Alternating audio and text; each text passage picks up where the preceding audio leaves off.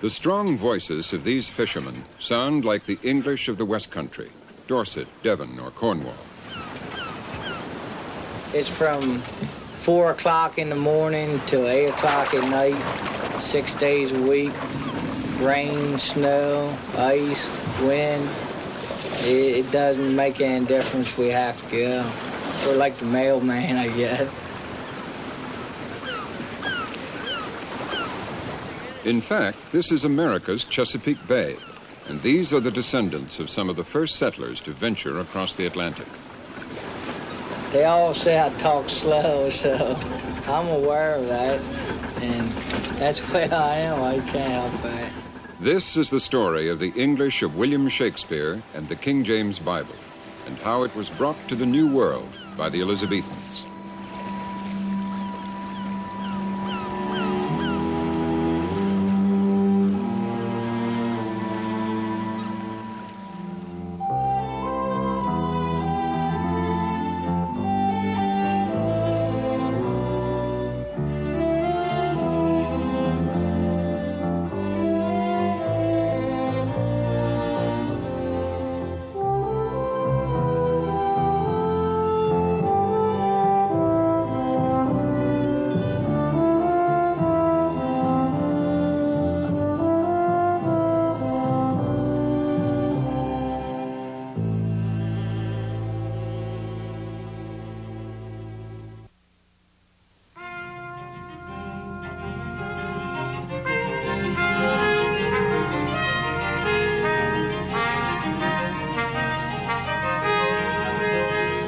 This is Montacute House in Somerset, one of the counties whose oaks and yeomen provided the ships and sailors for England's exploration of the New World.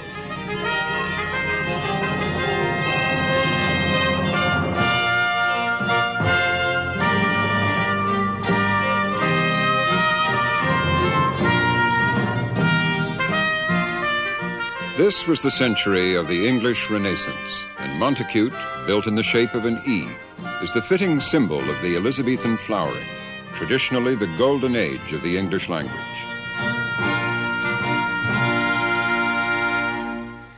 Queen Elizabeth I and her successor, James, reigned for about 70 years. During that time, the English language reached heights that have inspired us ever since, and even contemporaries marveled at. For the English, that was a time of national triumph. They were as proud of their words as they were of defying the Pope or defeating the Spanish Armada. Sir Philip Sidney, the poet and soldier, spoke for his countrymen when he wrote, "For the uttering sweetly and properly the conceit of the mind, English hath it equally with any other tongue in the world." To describe this brave new world of discovery and invention, the self-confident English vernacular borrowed a staggering total of 12,000 new words. Men of letters like Sir Thomas More look back to classical models for hundreds of Latin words like active, communicate, education. Men of science like Sir Francis Bacon took their inspiration from the Greek and introduced terms like thermometer, pneumonia, skeleton, encyclopedia. And there was one writer whose work lies at the heart of the Elizabethan miracle, whom Johnson singled out for what he called his mastery of the diction of common life, or as we'd put it, everyday speech. And of course, that was William Shakespeare.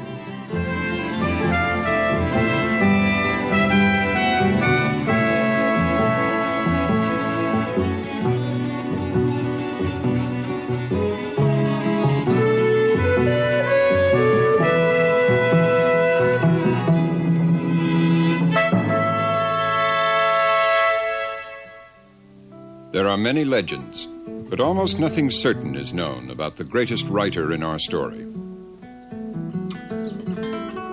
He was born here in Stratford-on-Avon, deep in the English countryside.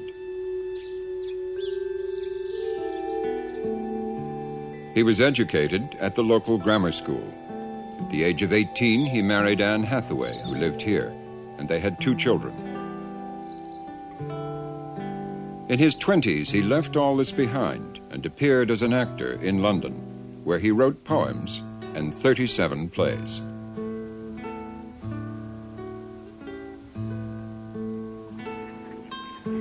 In late middle age, he returned to Stratford as a successful gentleman of means and built a large house.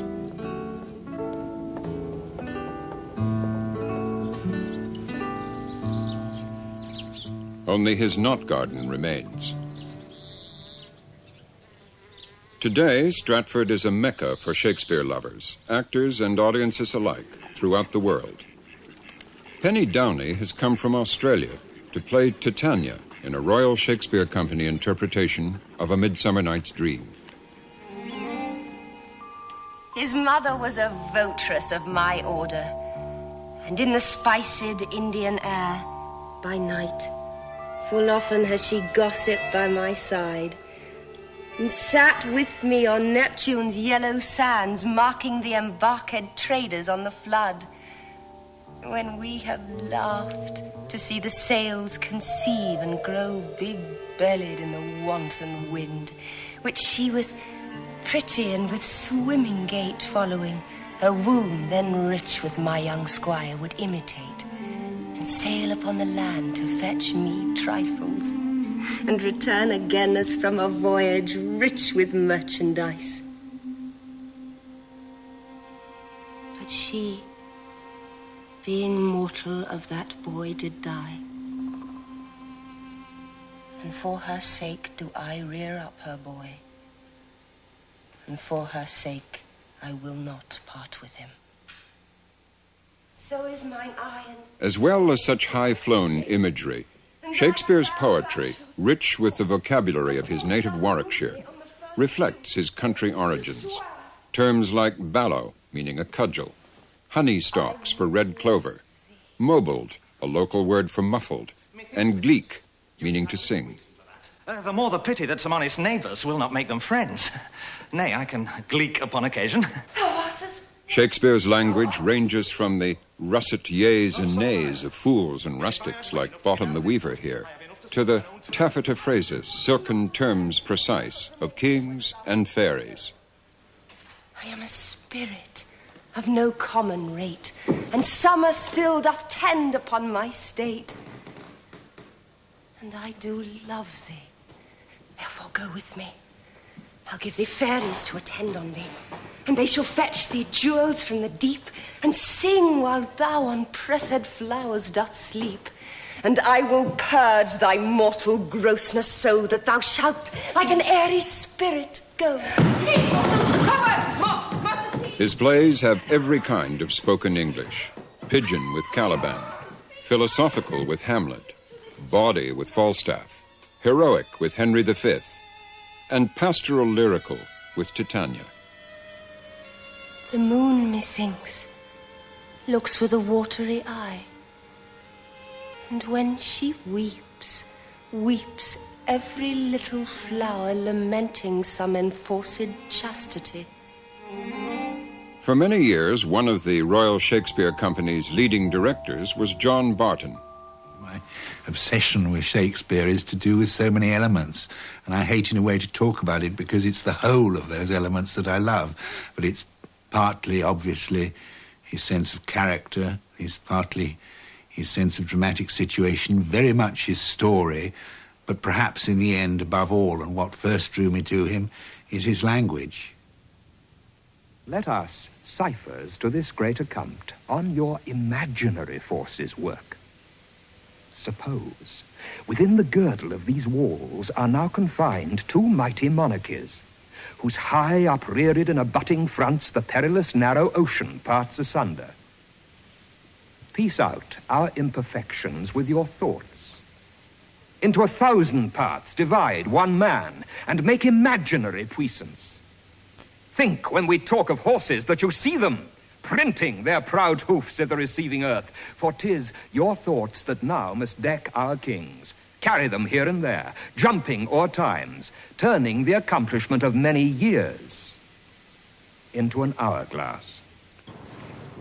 Sir Peter Hall, formerly with the Royal Shakespeare Company, now directs the National Theatre. Shakespeare is the most comprehensive genius in terms of sensibility and understanding of humanity, and the greatest writer. He had the greatest means of expressing that breadth of anyone I've ever encountered. It needs saying regularly, but it's true. It's impossible to quantify the relationship between the development of the language and a writer of genius like Shakespeare.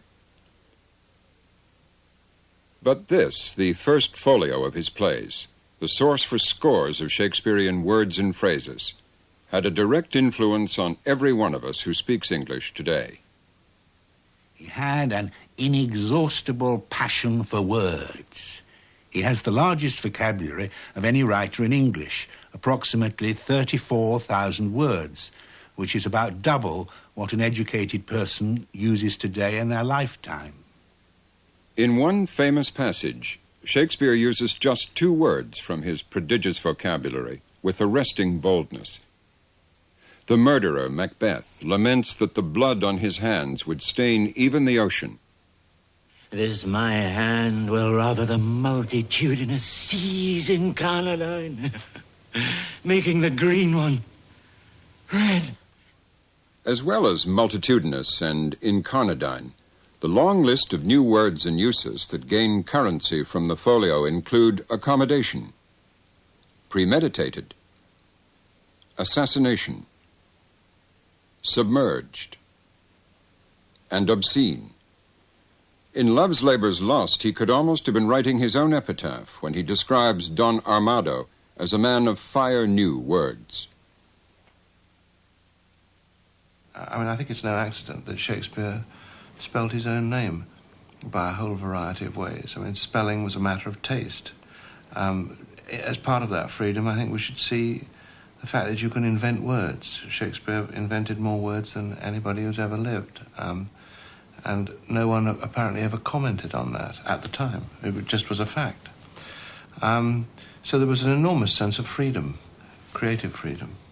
The actors who spoke his lines also found him playing with the grammar of English. Nouns could become verbs. In Measure for Measure, he writes that Lord Angelo dukes it well in his absence. For Hamlet, the student prince, he writes, out Herod's Herod. In Troilus and Cressida, Ulysses says, he pageants us.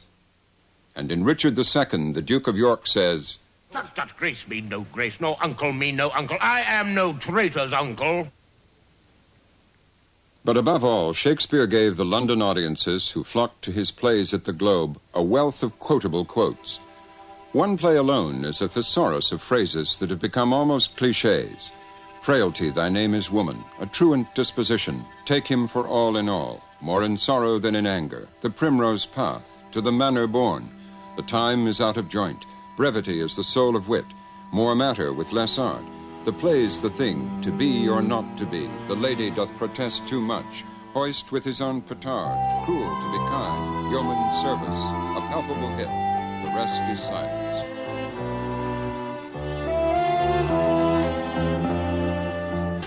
Horse! Horse, my kingdom for a horse!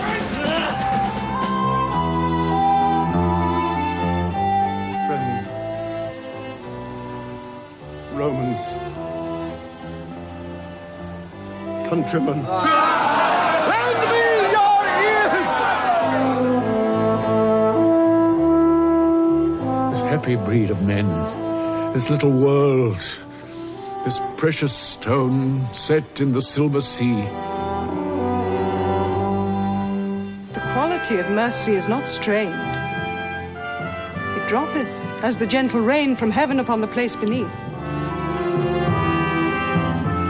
How beauteous mankind is! Oh, brave new world that has such people in it.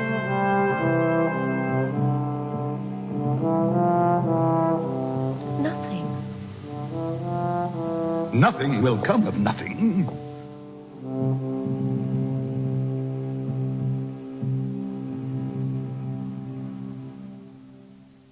The first folio preserved Shakespeare's writing, but what we've lost is the music of his words. How, for example, might a speech from Julius Caesar have sounded in Shakespeare's own day? Wherefore rejoice, What conquest brings he home? What tributaries follow him to Rome, to grace in captive bonds his chariot wheels? You blocks, you stones, you worse than senseless things.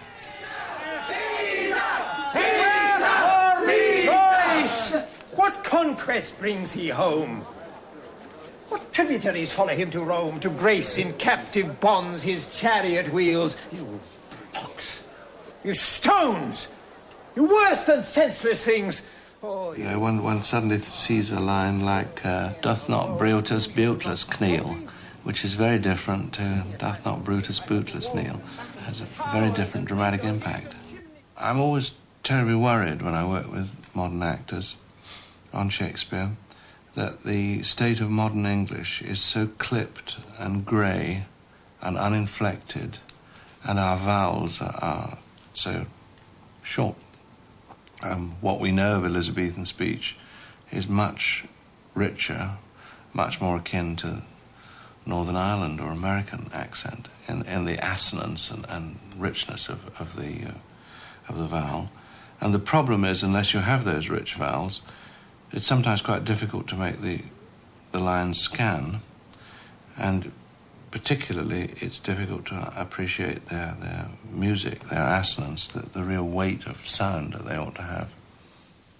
Compare this modern reading of the prologue to Henry V with this presumed Shakespearean pronunciation. Oh, for a muse of fire that would ascend the brightest heaven of invention, a kingdom for a stage, princes to act, and monarchs to behold the swelling scene. Oh, for a muse of fire that would ascend the brightest heaven of invention, a kingdom for a stage, princes to act, and monarchs to behold the swelling scene. Then should the warlike Harry, like himself, assume the port of Mars, and at his heels, lashed in like hounds, should famine, sword, and fire crouch for employment. Professor Stanley Ellis has studied varieties of English all his life. He still finds Elizabethan speech patterns in the English West Country. When people reproduce Shakespeare's pronunciation nowadays, so far as they know, pronunciations of words like time and life were in the 16th century something like time and life. And you've got these lovely vowel sounds followed by an R, which is probably a retention of the old Anglo-Saxon R, the R that was still used after vowels in spelling and in pronunciation in Shakespeare's time. And of course other things that Shakespeare used as well are still current down in the southwest. IZ, the Varma, that use of the voiced Z instead of S and V instead of F. These are the sort of things that perhaps a modern actor will use when he wants to indicate that he's using a country accent. And these are the sort of things, too, that Shakespeare used. It's sometimes claimed that you have to go to remote parts of America to hear Elizabethan English. In fact, the counties of the West Country still preserve strong echoes of Elizabethan talk. In Devon, Dorset, Somerset, Gloucestershire, and the other counties of the region, there are places like Kingham, whose linguistic roots lie deep in the 16th century. Tom Eaton has worked these Cotswold uplands for 50 years. His speech has the elongated vowels and rolled R that we've just heard about. Listen to how he pronounces farm, five, and life.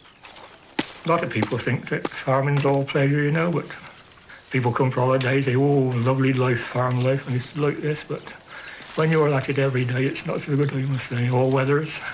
Well, we reckon to finish about 5 in the winter and the dark nights, of course. So start about 6 in the morning, finish about 5 and through the winter time. 7 days a week, nearly all the time, of course. But I suppose you get used to it, you're bred and born to it, and you just take it as it comes, I suppose. Time and again, Shakespeare's poetry reminds us of his country boyhood. There's the old story of Hamlet saying there's a divinity that shapes our ends, rough hew them how we will, and of a person not so many years ago meeting an old hedge cutter in the lane with his assistant and asking him what he was doing.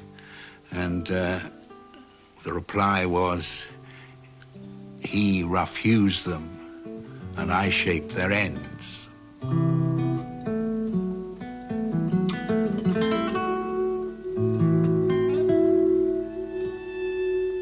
I believe Shakespeare had a Warwickshire accent and probably held on to it for all his life. People were not ashamed of their accents, they kept them, and there was that kind of diversity. And the idea of standard speech was not accepted at all in that time. And he seems, by everything we know about him, to have remained very proudly a Warwickshire man. I think if you love the plays and you read the plays and you see the plays and you walk around Warwickshire, it does come together.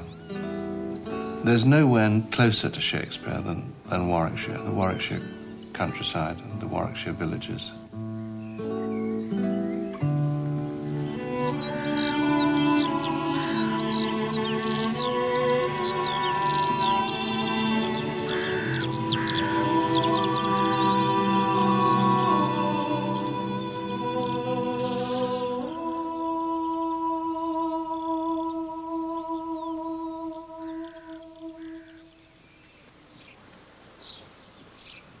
The closest we can come to the sound of Shakespeare's own speech is in the little villages around Stratford itself. The cider drinkers of Elmley Castle in neighbouring Worcestershire still speak English in a way that Shakespeare himself would recognise. Do, Tom. Bad luck too. Oh, what a shame. Well, I used to take cider or homemade wine to school when I was 5 years of age, so that's 54 years ago, that is. I shall have five this morning, I hope, and 3 pints of beer tonight and a pint of cider with me supper, and then to bed. I know I don't catch a cold. Remember that, Tom? We don't know what it was now. No? Used to go up to the old farmhouse, Roberts's, the farmers, and get a quart jug of cider, and anybody in the village could all have as much cider as long as it lasted, like, you know, through the year, like, and take a quart jug up and bring a quart jug of cider back and warm it up in a saucepan, and that's all we had then. And if you had a sore throat, it was brimstone and treacle. That's right. And if you didn't behave yourself, I could smack the ass and upstairs straight to bed. Whether you wanted it or yeah, whether you wanted it, whether you didn't. Bear in mind that cider drinking will kill you. It definitely will. It killed my father, cider drinking did. It took 84 years to do it, though. What's it like? Very good. As we'll see, it was the speech of people like these that went with the Elizabethan seafarers to America. This golden age also saw a publication that has probably had an even greater influence than Shakespeare's first folio on the language of ordinary people. The translation of the Bible into the English of the authorized version.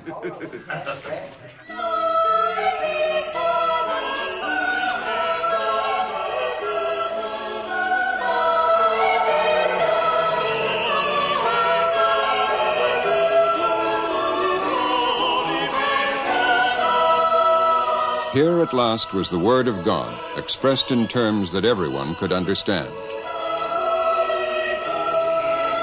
Bring hither the fatted calf and kill it.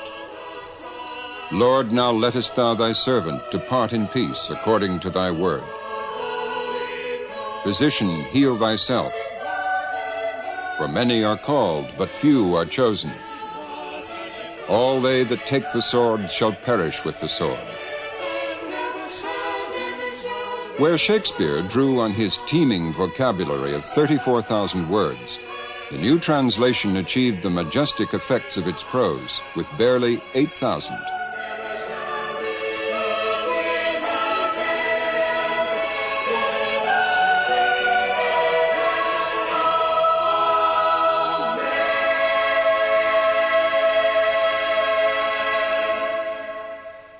In the beginning, God created the heaven and the earth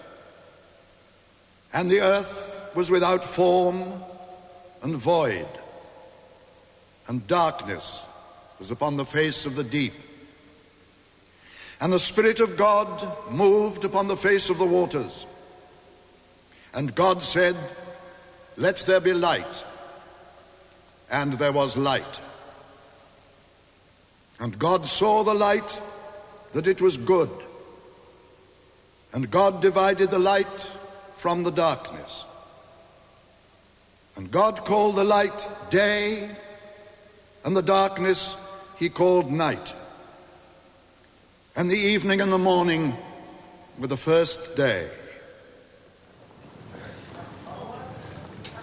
It's an interesting reflection on the state of the language that the poetry of the authorized version came not from a single writer, but from a committee, some of whom worked here at the University of Cambridge. One of the translators was a certain John Boys, a fellow of St. John's College here in Cambridge. A brilliant scholar, he and 5 colleagues spent most of the year, 1610, refining and revising the final draft.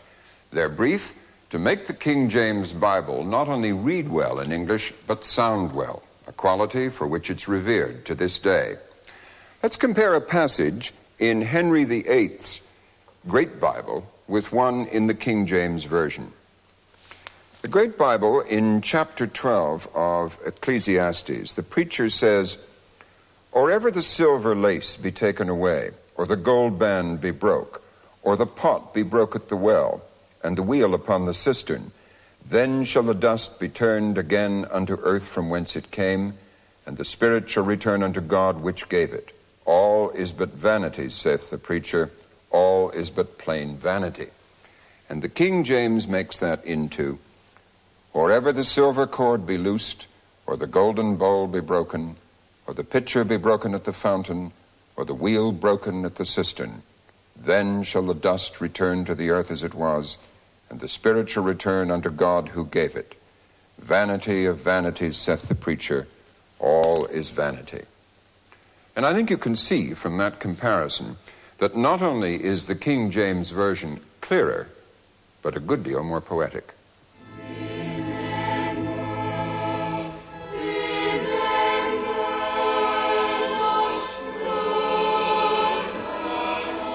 In the beginning was the Word, and the Word was with God, and the Word was God. The same was in the beginning with God. All things were made by him, and without him was not anything made that was made. In him was life, and the life was the light of men. And the light shineth in darkness, and the darkness comprehended it not.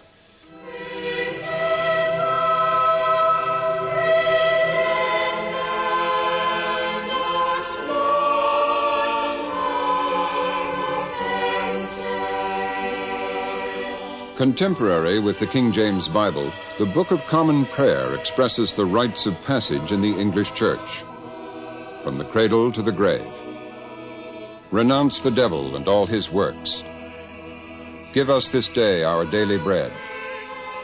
With this ring I thee wed. Earth to earth, dust to dust, ashes to ashes.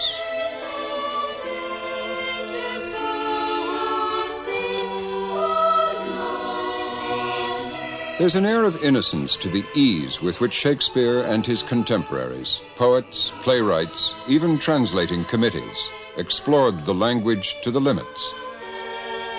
At the end of the 16th century, this was the language, rich in vocabulary, bursting with innovation, that was first brought to the New World by adventurers like Francis Drake and Walter Raleigh.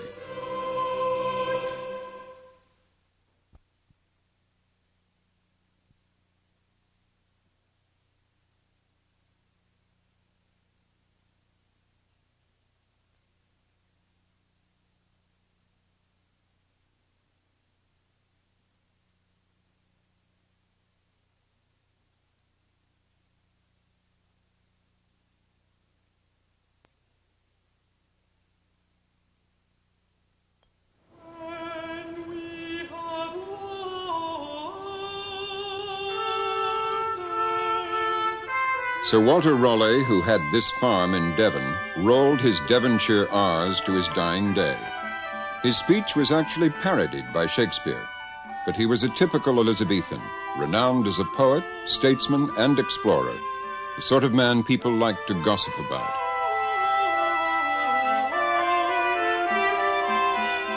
And he was the first to take English to the uncharted shores of the New World.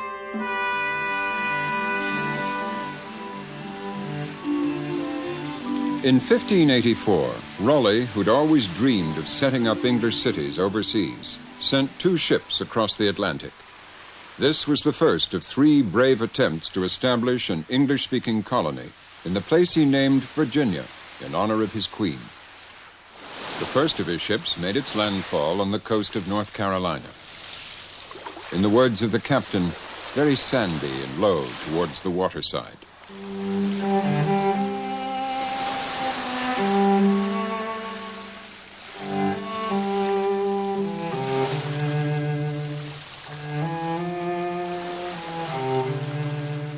A settlement was established at a place they called Roanoke, after a local Indian expression. The second expedition to Roanoke was led by John White, a gifted amateur painter who kept a remarkable pictorial record of his experiences. At first, relations with the American tribes were good. In the next 100 years, English settlers picked up many Indian words to describe the unfamiliar scenes around them. Squaw and papoose, skunk, toboggan, moccasin, and chipmunk.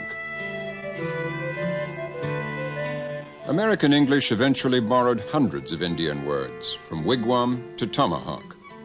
These first colonists also borrowed Indian turns of phrase, like bury the hatchet and go on the warpath.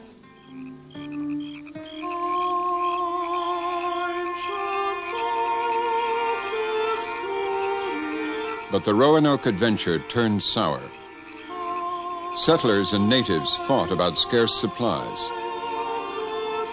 John White set off back to England for food and relief. On his return, he blew a trumpet to announce his arrival. His men sang English songs, but there was no answer. The Roanoke colony was deserted.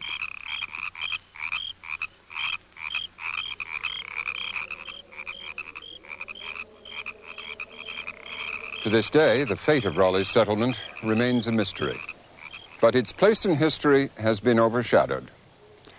Almost a generation later, in 1607, 3 more English ships, like these, anchored in 6 fathoms of water off a wooded island.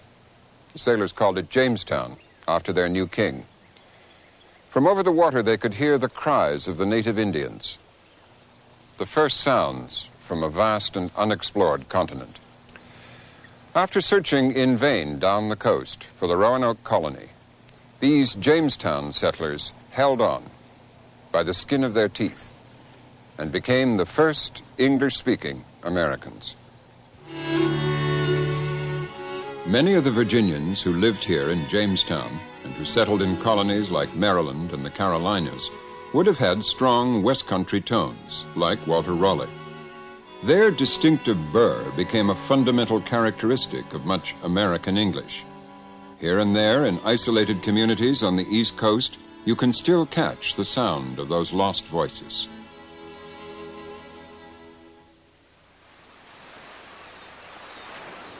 We're in the middle of Chesapeake Bay, a vast estuary lying to the south and east of Washington, D.C.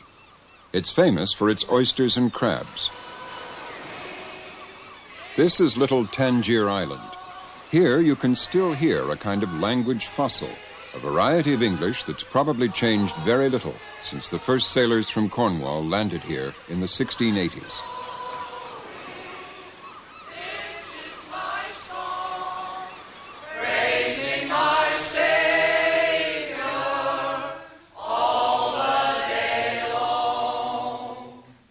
What a wretched man I am.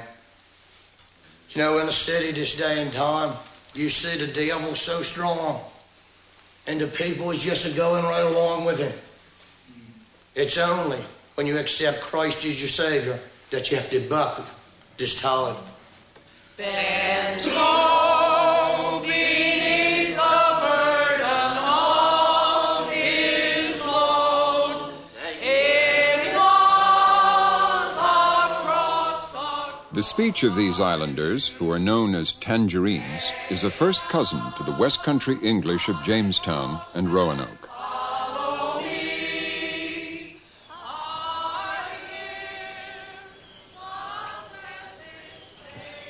The local speech survives because the community is tight-knit and tradition-minded. It changes slowly because this self-contained island is at least an hour by boat from the mainland.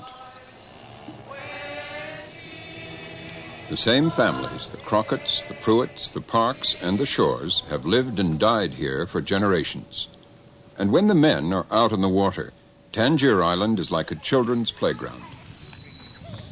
For the age of a little child until 10 or 12 years old, until they start getting really mischievous, Tangier Island is a paradise for children because there's no crime rate whatsoever around here except for maybe a speeding ticket every now and then.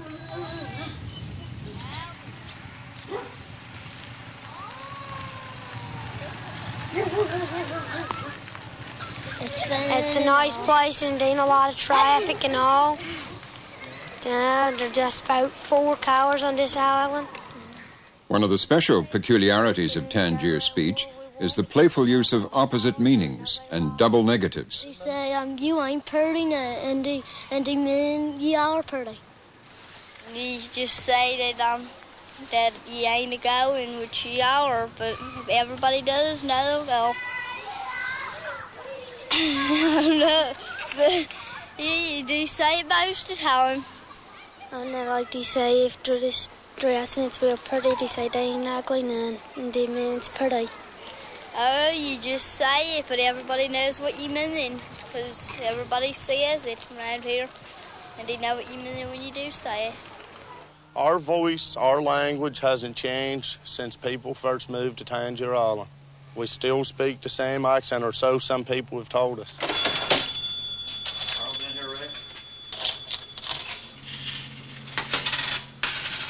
The waterman's day starts at 2:30 in the morning when they gather in Ray's Cafe. Get up early in the morning, get in about 12, 1 o'clock. It's a long day while you're out there. That's what everybody does around here, so I don't know. You have to work on the water when you get out of school. Listening to the talk along the coast here, some would imagine they were in Devon or Cornwall. They say noise for nice, orn for on, and zinc for sink. That's about right, isn't it? What don't you go now? I go to jail. The men work all day on the water, returning when they have their quota of crabs, what they call jimmies and souks.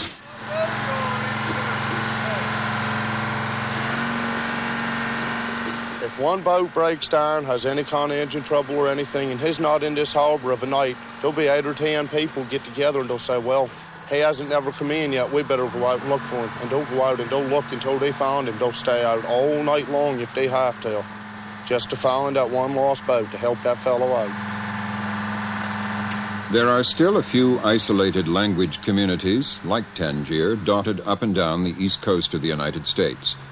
Down near Roanoke in North Carolina, there's a fishing community known locally as the Hoy-Toiders, because that's how they say high tide. Today, from Delaware and Maryland in the north to the Carolinas in the south, this tidewater English provides a vital clue to the original sound of American English. And the use of the stressed R, typical of much American speech today, finds its roots in forgotten communities like these.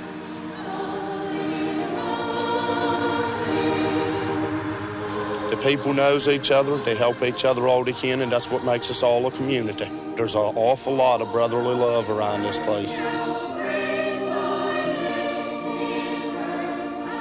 There was always a devil-may-care side to the first adventures in the uncharted Americas. That was very much in keeping with the spirit of the Elizabethan age and its language, symbolized by William Shakespeare and his zestful use of English. A few years later, there was a different expedition to the New World. Far to the north of Jamestown, around the Massachusetts Bay, came a different breed of settler, austere, rigorous Puritans, whose inflexible ideology would soon begin to temper the fire of the Virginians. Their literary counterpart was the Word of God himself, the Bible. I'm going higher, yes, higher someday. I'm going higher to stay. Over the clouds and beyond the blue sky. These thin-lipped zealots restricted their speech to the vocabulary of the King James Version, barely 8,000 words. They were, of course, the Pilgrim Fathers, who landed at Plymouth in 1620. I'm going higher someday.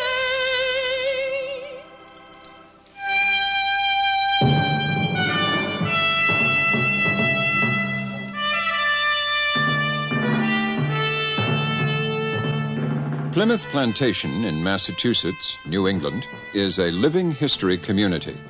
It is dedicated to recreating the sounds and sights of daily life in the 1620s.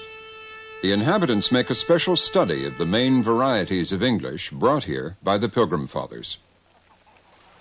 Bring his place, plenty of match. We out to take foul. Pops!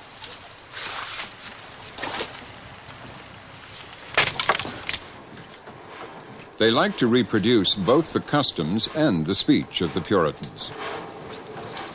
Well, how goes it then, mistress? Oh, well, 'tis fine enough, but, well, 'tis been so cold. Well, they do worship the very devil. Aye. On the plantation, the English language research is directed by Jim Baker. Because of the new program we have here with first-person interpretation, where people take on English characteristics and they act as if they were English, they have to know about England, and most of them have never been there. So what I've done, and some other people, we've gone over and gotten to every town that these people came from. There's over 30 different places. And of those, we go into each town, we find out what it was like to be there in the 17th century. We get the idea of what dialects were spoken, who were the leading landowners, what was the trade in that area, whether it was isolated or not, what the church was like, all the things that these people would have as memories.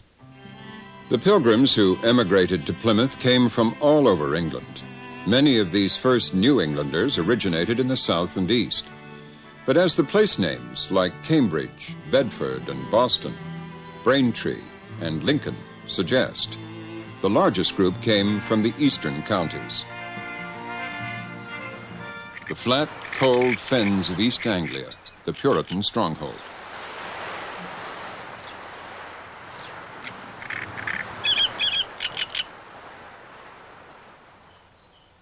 Jim Baker and his colleague Len Travers have come to this fenland village to research the speech of East Anglia. It's among the older working people here that they will find the richest examples of the local talk. And a good place to start their investigations is the local pub.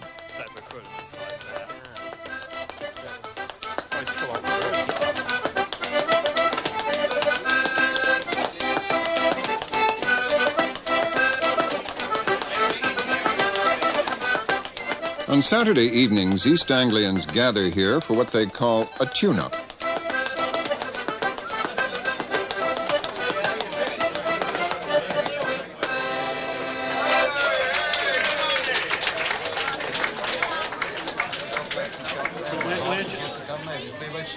The American visitors are having a pint with Clifford Arbon, the local wheelwright. Clifford's strong East Anglian accent is a fine example of what they've come to hear. Burned more than once, I'll bet. Huh? Got burned more than once, I'll bet. Yeah. Old Scotch is fall down the old handle of ham, go between they and now. And if you just stop, he said, don't bugger out them boys, play more here. I think so. Up I pushed my window in a jiff. I saw a tabby cat outside. He was chasing another one round our yard. If that's your game, I cried. Why, it won't last very, very long. And I won't last very, very long. I went downstairs and I got my gun. I popped a bullet out of his hot cross bun. Tom said, that's a bullseye. His bell went ding, ding, dong. You've done quite enough, Tom, a little bit of fluff, but it won't last very, very long.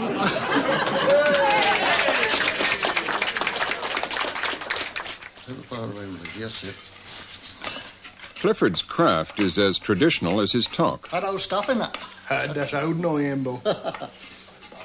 It's a long while since after the wood was an acting, Bo. Today, Clifford is having some help from his friend Reg Sillett. They both live in the depths of Suffolk. You got the rabbits around your old farm? Unlike the West Country speakers, they don't stress their R's. They say bargain for bargain. Past, not past. And they pronounce new for new in the way that's typical of East Anglian English. They both have a long memory for the old words from the old days. We still wheelwright and work from an old farm here now, and I had to go down to an old field one day, and he said to me, he said, you got to go right to further side. I said, what do you mean further? He said, he meant farther side, you see. The further side, he said.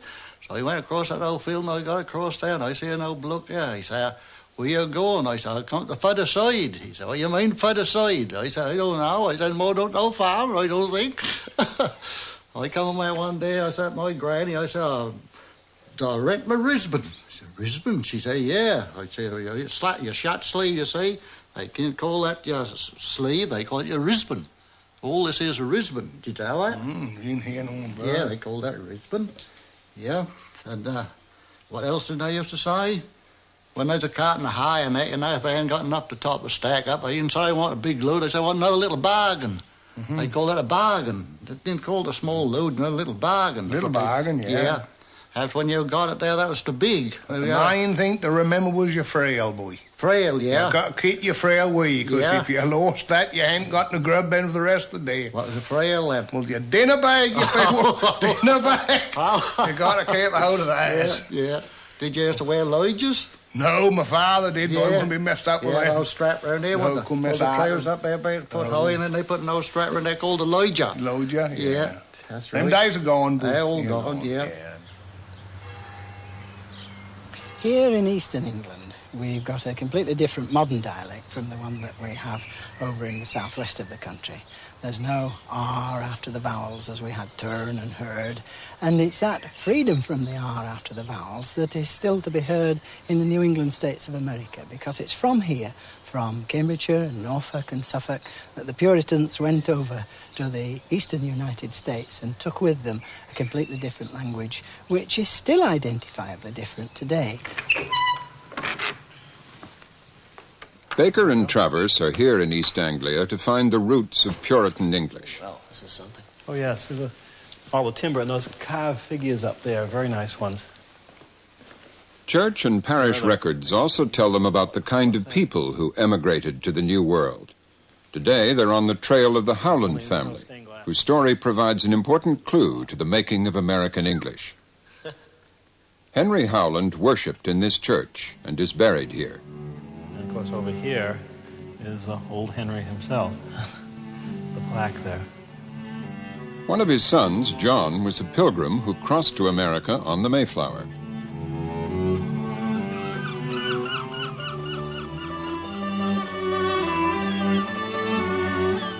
The pilgrims on board the Mayflower intended to make a landfall on the bountiful coast of Virginia.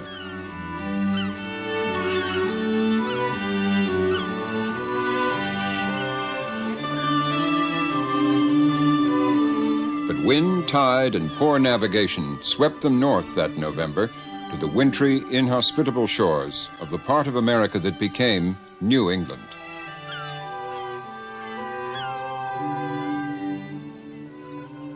New Englanders, like Len Travers, feel that it was East Anglia which played the decisive part in shaping their accent.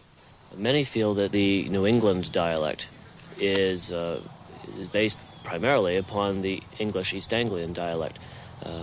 There are reasons to believe this. Both the East Anglians and New Englanders in general have a tendency to drop their post-vocalic R's, as in Harvard, or Yard, or Car. That's a rather common aspect. And yes, I heard a lot of that in East Anglia, to be sure.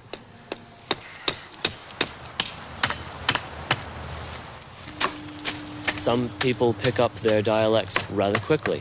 Some of them have a natural advantage. For instance, if a New Englander is going to play an East Anglian, they have a natural advantage in it, and they find the dialect usually easier to pick up. Whereas if they must portray someone from Somerset, they find that a bit more difficult to do, because they must now pronounce their R's when they never have done before.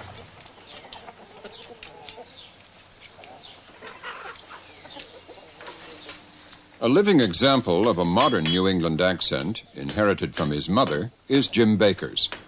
I mean, you hear a certain East Anglian tone to some of the people that speak here today, I think.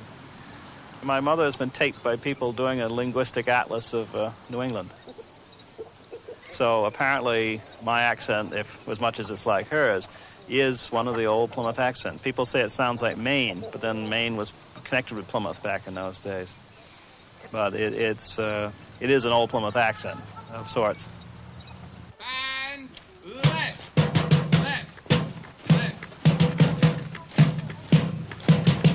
How language changes is often mysterious.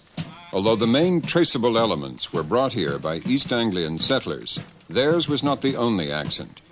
It's the march of history that gives us the contemporary speech of New England. And halt! Over 300 years later, the Howland family still prospers in the same town. Today, some of John Howland's descendants run the Mayflower Fish Restaurant, a stone's throw from a replica of the Mayflower itself. The Americans who eat and work here have a modern New England accent that has evolved significantly from the English of the Pilgrims. It's a lot of fun working here because we meet people from all over the country, and people are, pretty good sports. They're anxious to try new things that they've never had before.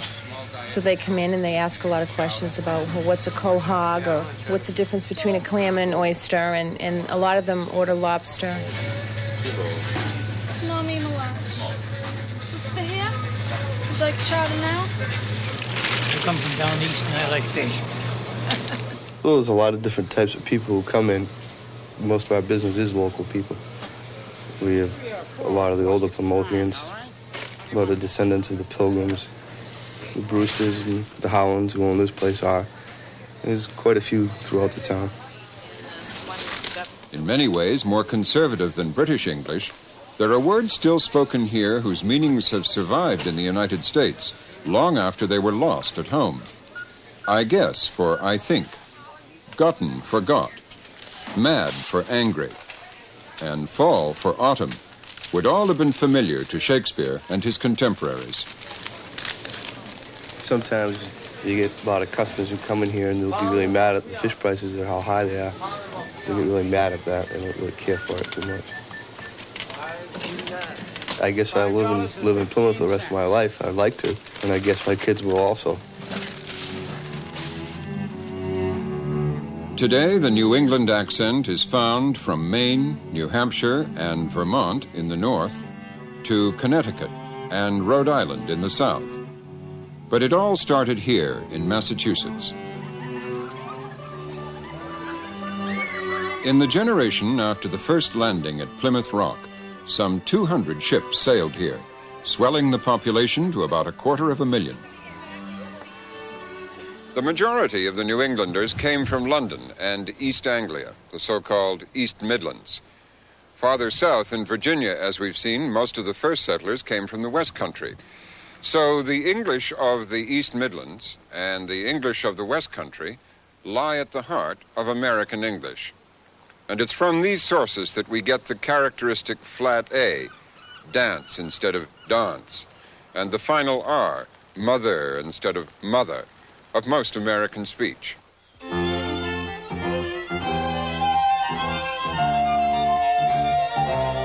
But these first English Americans were not alone. As well as the Indians, the Iroquois, and the Algonquin beyond the Palisades, there were rival Europeans, French, German, Spanish, and Dutch.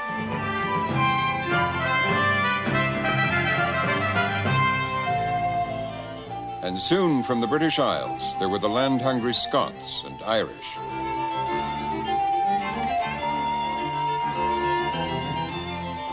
In the end, American English would be influenced by these and many other nations in a series of vital blood transfusions. But at the dawn of this new chapter in the story of English, we should perhaps not forget that Polyglot American is founded on an English rock, the sounds and sayings of William Shakespeare and the King James Bible.